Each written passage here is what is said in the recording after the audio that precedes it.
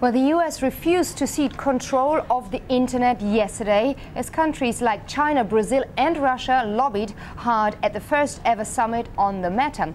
With over 1 billion people now using the internet, a coalition has emerged around the notion that it is unfair for one country to have complete control over the internet. Well, for the latest on that issue, which is a very interesting issue indeed, is Raymond Frenken. Raymond, what is the actual lobby there for?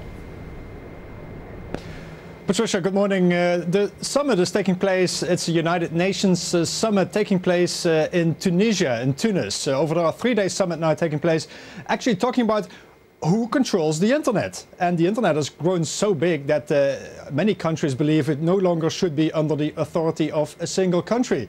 But you could also raise the question, should it be under the authority of a government at all? At the moment, it's the California-based ICANN group, the Internet Corporation for Assigned Names and Numbers. They basically control all the domain names, all the numbers of all the different internet networks talking to each other. And therefore, de facto, they are the authority controlling the internet.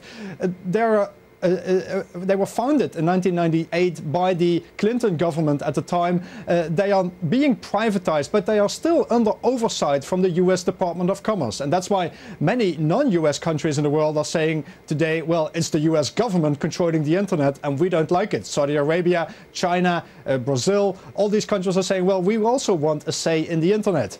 But very interesting in this is the position of the European Union. The European Union's presidency, the UK, and Viviane Reding as the EU Commissioner for Information Society present at the summit, and they are looking at sort of creating a halfway agreement.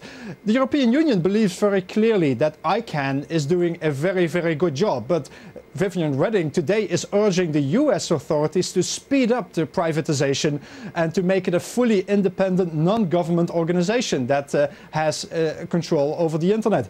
They are saying that the internet should be clearly stay clear from all government influence. The EU's position in this is clearly that it advocates a free, stable and democratic internet without any form of government control. But difficulty in these negotiations in Tunis today and tomorrow is really what the developing countries want. They are saying, for instance, well, we should have a UN body controlling the internet. And that could create a situation where you basically could have a UN organized international internet committee that could even be chaired by China. And that, of course, could be very, very tricky. Another thing they're talking about in Tunis today also is the prospect of bit tax, an internet tax. And that is something that could play a role in terms of bridging the digital divide, making countries like Africa, giving them better access to the internet and speeding up economic development over there. All that being a part of the discussion in Summit, we're expecting an outcome by the end of Friday. And we'll look more into that subject during Power Lunch. Thanks very much for now, though. Raymond Frenken joining us live.